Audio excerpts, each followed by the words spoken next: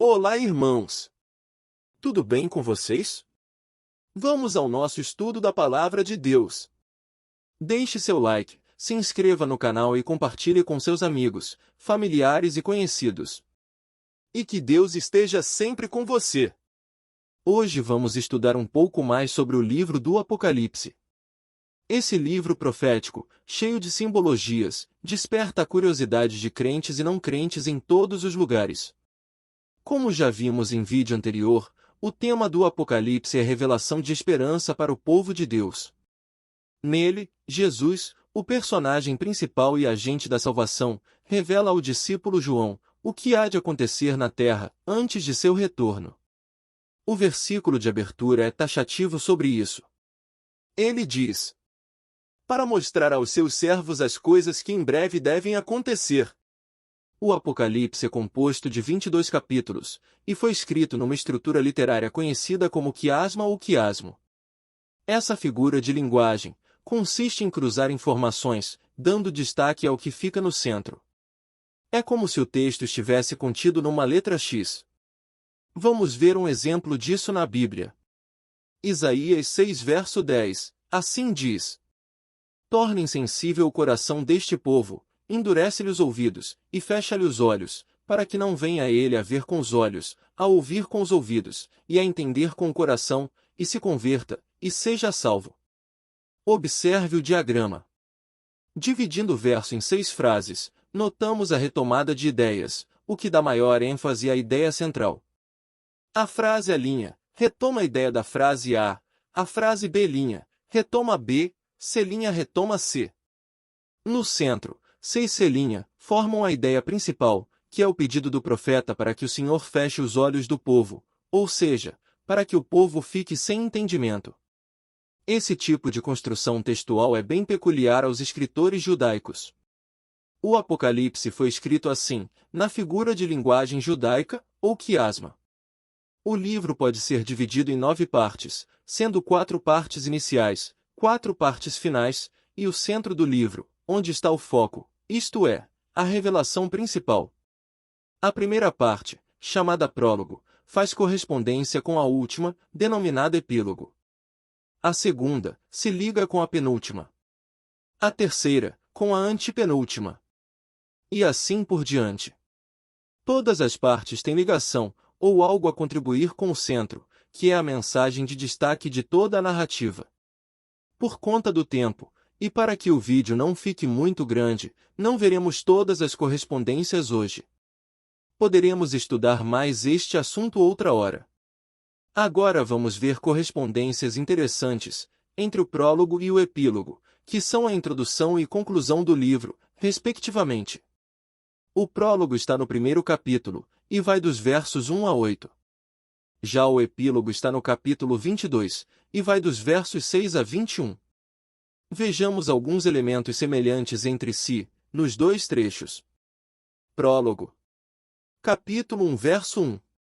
Para mostrar aos seus servos as coisas que em breve devem acontecer, e que ele, enviando por intermédio do seu anjo. Epílogo. Capítulo 22 verso 5. Enviou o seu anjo, para mostrar aos seus servos, as coisas que em breve devem acontecer. Ou seja, frases bem parecidas, que expressam a mesma ideia. A conclusão retoma o que já foi dito na introdução, reforçando essa ideia. Outro exemplo. Prólogo. Capítulo 1 verso 3. Bem-aventurados os que leem, ouvem e guardam. Pois o tempo está próximo. Epílogo. Capítulo 22, verso 7. Eis que venho sem demora. Bem-aventurado aquele que guarda as palavras da profecia deste livro.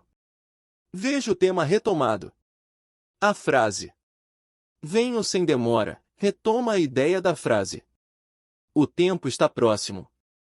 E a bem-aventurança é praticamente a mesma. Não é bem interessante, irmãos? Na segunda parte do livro, temos as mensagens às igrejas, que representam o povo de Deus. Nessa parte, promessas são feitas aos que vencerem. Já na penúltima parte, fala-se das promessas já cumpridas, ao povo fiel. Leia com calma na sua Bíblia e tente fazer anotações das correspondências que encontrar. A segunda parte vai do capítulo 1, verso 9, até o capítulo 3, verso 22. E a penúltima parte vai do capítulo 21, 1, até 22, 5. Leia e surpreenda-se. O Apocalipse segue com essa estrutura, e mais semelhanças vão surgindo. Assim, no centro do livro, destaca-se o trecho que narra a grande batalha entre o bem e o mal, no decorrer dos tempos. Esta parte inicia no capítulo 11, verso 19, com a abertura da Arca da Aliança. Sabemos que na Arca se encontra a lei de Deus, que é a base do julgamento de todos nós. Sobre isso, a Bíblia diz o seguinte: falai de tal maneira, e de tal maneira procedei, como aqueles que hão de ser julgados pela lei da liberdade. Tiago 2,12. O centro da mensagem apocalíptica é a luta entre o bem e o mal.